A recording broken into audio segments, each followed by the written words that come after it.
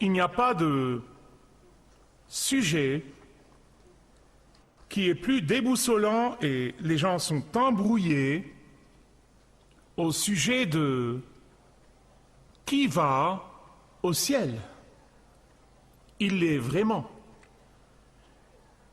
Il y a tellement de points de vue et d'opinions contradictoires sur ce sujet, et tous ceux qui ont une opinion s'attachent avec une grande force à ces points de vue. Hollywood a son point de vue et elle est communiquée avec force dans tous les films que vous voyez. Et il est tout simplement ceci. Quiconque meurt, il va au ciel. Quiconque, quand il meurt, devient un ange. Et bien sûr, ils ont un mégaphone, l'industrie du cinéma, et ils poussent ce point de vue sur les gens en général. Les athées et les agnostiques tiennent avec force à leurs opinions. Ils croient que le ciel et l'enfer sont essentiellement un mythe. Le ciel et l'enfer sont le fruit de l'imagination. Quand vous mourrez et c'est tout. Eux aussi mettent l'accent sur leur point de vue très fortement. Mais la grande majorité des gens, l'Américain moyen, la personne moyenne dans la rue, quand on leur pose la question « Quand vous mourrez, allez-vous au ciel ?» Ils répondent avec des choses comme ça, de plusieurs façons. Eh bien, je l'espère bien. Ou, certes, mes bonnes actions l'emporteront sur toutes mes mauvaises actions, et cela doit me mener au ciel. Je ne suis pas parfait, mais j'ai vécu une bonne vie.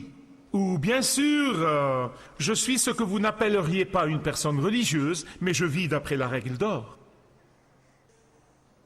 Pour citer Bill Clinton, j'ai un bon cœur.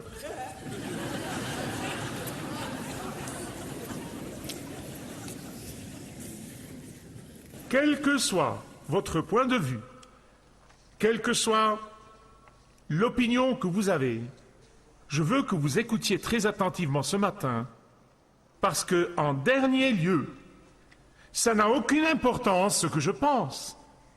Ce que les autres pensent n'a pas d'importance. Ce que dit Hollywood n'a pas d'importance. Ce que vous pensez n'a pas d'importance. Ce qui importe est ce que Dieu dit. Et Dieu a dit, dans Jean chapitre 3, verset 3, que vous n'irez au ciel que si vous naissez de nouveau. Maintenant, je veux vous lire le verset au cas où vous pensez que j'invente des choses. Jean 3, 3, Jésus a dit, « En vérité, je vous le dis, personne ne peut voir le royaume de Dieu, qui est un autre mot pour le ciel, où Dieu va régner suprême, où il est le roi des rois, à moins de naître de nouveau. » Le terme « né de nouveau » a été popularisé par Jimmy Carter quand il a été candidat à la présidence. Avant cette date, c'était un terme utilisé uniquement parmi les chrétiens, dans les milieux chrétiens et dans les églises, le terme « né de nouveau ». Les médias en général ne savaient pas ce que ces mots signifiaient jusqu'à ce que Jimmy Carter l'avait popularisé. Et les médias antichrétiens, bien sûr, ont saisi sur ce terme que Jimmy Carter utilisait, le fait de parler de nouvelle naissance, et ils le convertirent en quelque chose qui est un terme d'un mépris, de dérision ou un terme insultant. Tant et si bien que, à partir de ce moment, beaucoup de chrétiens, parce qu'ils se sentaient intimidés par cette redéfinition du terme par les médias anti-chrétiennes, sont devenus intimidés et embarrassés. Ils ne voulaient plus utiliser le terme « né de nouveau ». Si Jésus a dit que seulement ceux qui sont nés de nouveau verront le ciel, entreront au ciel, iront au ciel, alors chaque être humain qui ait jamais vécu a besoin de savoir ce que ce terme signifie. Ainsi, dans Jean chapitre 3, nous rencontrons un homme du nom de Nicodème. Oh, écoutez, ce n'est pas un homme ordinaire, c'est un un homme important.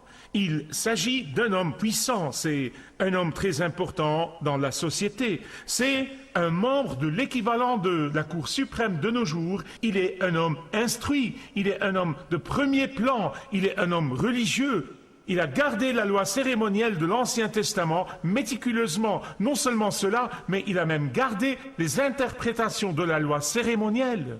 Au fil des ans, les rabbins ont ajouté toutes sortes d'interprétations et de la Mishnah et le Talmud, et ils ont ajouté ces livres, et cet homme était fidèle même aux interprétations des rabbins concernant la loi cérémonielle. Il était un homme religieux par excellence, comme aucun autre ne pourrait l'être.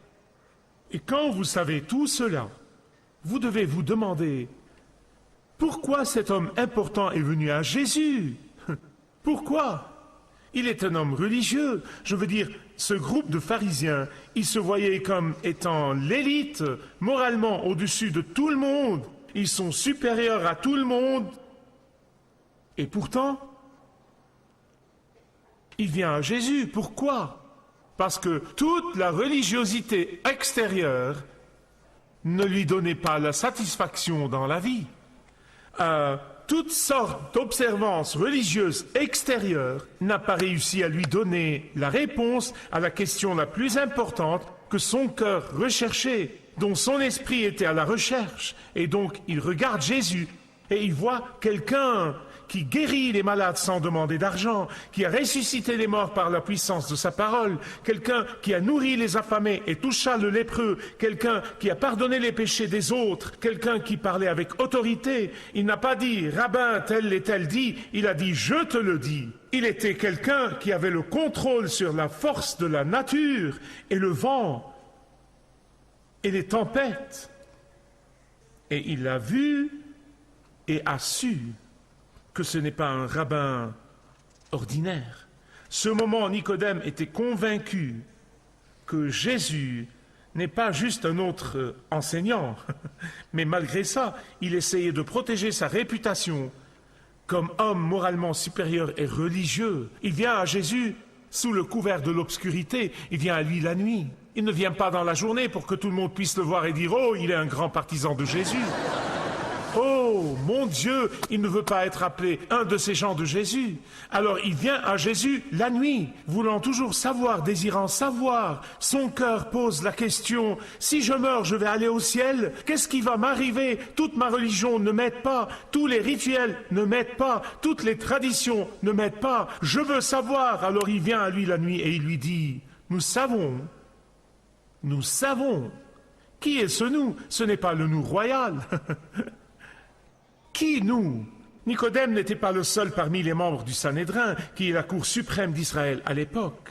Il n'est pas le seul qui pouvait voir la puissance de Jésus, le fait que Jésus était le Messie. Il avait peur de la pression des collègues. Laissez-moi vous dire quelque chose. L'une des grandes choses qui empêchent les gens de venir au Christ est la pression des pères. Votre vie éternelle est beaucoup plus importante que tous les pères dans le monde. Ne soyez pas intimidés par eux, n'ayez pas peur d'eux. Et alors il vient à Jésus et Jésus lui dit, je vous dis la vérité, avant d'être né de nouveau, vous ne pourrez pas voir le ciel, vous ne verrez pas le ciel. Savez-vous ce qu'un homme comme ça sentirait dans pareille situation? Mettez-vous à sa place. Je veux dire que Jésus lui a dit cela, c'était comme une torpille qui coupait absolument à travers tous ses efforts et tous ses essais et tout son travail dur et toute tentative de plaire à Dieu, né de nouveau, je veux dire que c'était comme un couteau bien aiguisé coupant toute sa notion préconçue de qui est Dieu et comment venir à Dieu. Né de nouveau, je veux dire, c'est comme une épée qui transperce le cœur de sa fausse croyance. Je vous dis la vérité, dit Jésus. Une autre traduction dans une partie de la Bible dit probablement « en vérité, je vous le dis ». La vieille traduction anglaise dit « c'est la vérité, je vous le dis ». Tout cela signifie une chose, que Jésus utilise un langage emphatique pour souligner l'importance de ce qu'il dit. C'est toute la vérité et rien que la vérité. S'il vous plaît, ne laissez pas ça entrer par une oreille et sortir de l'autre. Les mots « de nouveau » peuvent signifier une seconde fois ou radical, une nouvelle chose qui doit vous arriver, ou d'en haut, ou quelque chose qui doit venir de Dieu. Que dit-il? Il dit que pour aller au ciel, Dieu doit faire quelque chose pour vous. C'est ce que cela signifie. Ce n'est pas ce que vous faites pour Dieu, c'est ce que Dieu fait en vous. Vous voyez, ce n'est pas ce que vous faites, c'est ce qu'il fait en vous. C'est ce qu'il fait en moi, c'est ce qu'il a fait dans la vie de tant de personnes. Quand vous comprenez, ce n'étaient pas les activités religieuses qui allaient sauver cette personne, pas ses efforts qui allaient le rendre acceptable devant Dieu. J'ai fait de mon mieux, j'ai vécu une bonne vie. Et donc la question est, qui ira au ciel? Ceux qui ont été radicalement transformés par Jésus iront au ciel.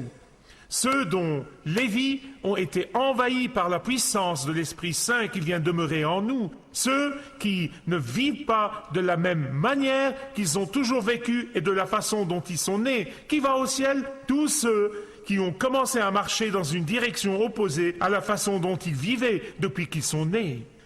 Vous pouvez être assis ici aujourd'hui en portant ce masque et vous essayez peut-être de tendre une sourde oreille à ce que je dis, mais vous savez qu'au fond, vous avez un vide.